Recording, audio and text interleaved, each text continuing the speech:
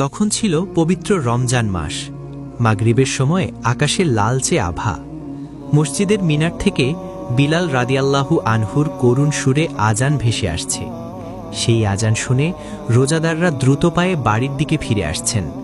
কোথাও শিশুরা ইফতারের জন্য উৎসুক হয়ে মায়ের হাত ধরে টানাটানি করছে।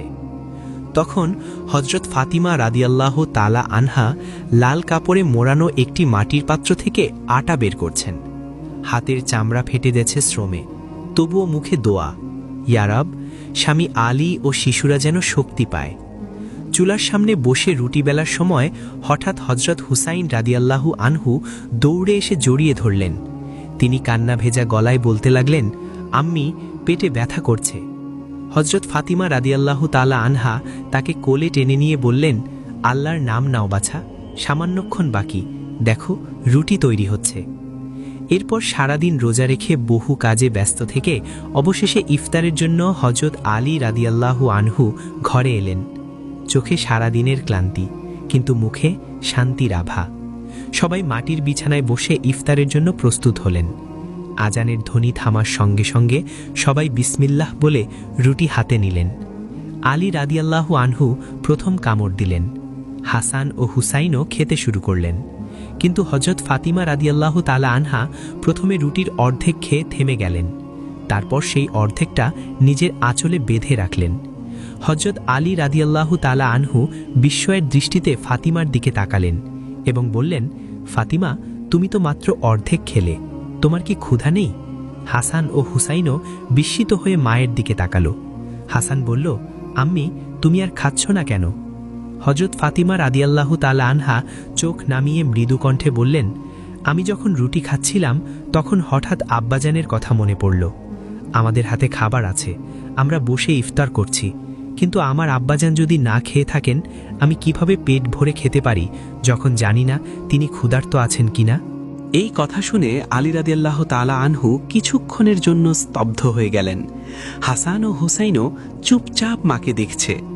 ফাতিমা রাদিয়াল্লাহু আনহা আঁচলে বাঁধা রুটিটা হাতে নিলেন এবং এক মুহূর্তও দেরি না করে নবী সাল্লাল্লাহু আলাইহি ওয়াসাল্লামের ঘরের উদ্দেশ্যে বেরিয়ে গেলেন। ফাতিমা রাদিয়াল্লাহু আনহা দ্রুত রাসূলুল্লাহ সাল্লাল্লাহু আলাইহি ওয়াসাল্লামের ঘরের সামনে এসে দাঁড়ালেন, কিন্তু ঘরে ঢুকে দেখলেন তিনি সেখানে নেই। হযরত ফাতিমা রাদিয়াল্লাহু আনহা চিন্তিত হয়ে পড়লেন, আব্বাজান কোথায়? তারপর মনে হলো হয়তো আব্বাজান মসজিদে মাগরিবের নামাজ আদায় করছেন।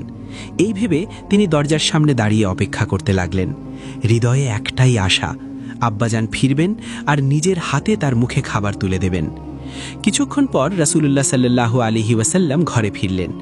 দরজার সামনে কন্যাকে দাঁড়িয়ে থাকতে দেখে মৃদু হাসলেন, কিন্তু ফাতেমার চোখের গভীরতা দেখে বুঝতে পারলেন কিছু একটা বিশেষ আছে।